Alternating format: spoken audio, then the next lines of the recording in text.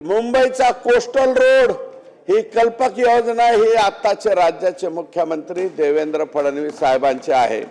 हे तर मान्य करावं लागेल ना तुम्हाला।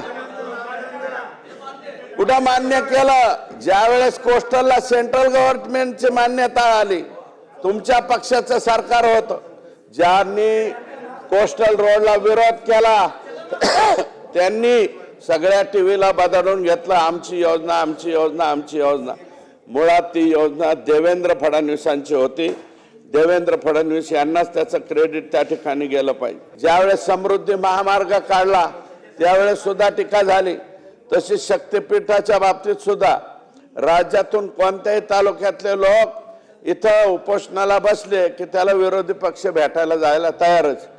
अध्यक्ष महोदय, नागपूर पासून कोल्हापूरच्या आमच्या अंबाबाई पर्यंत आम्हाला सिंधुदुर्गापर्यंत एक सलग रस्त्याने जाता येणार आहे। आम्ही समृद्धीच्या वेळेस सुद्धा पाहिलेलं आहे ना अध्यक्ष महोदय, कोणत्या पक्षाने आंदोलन केलं, समृद्धीचा महामार्ग झाला नाही पाहिजे।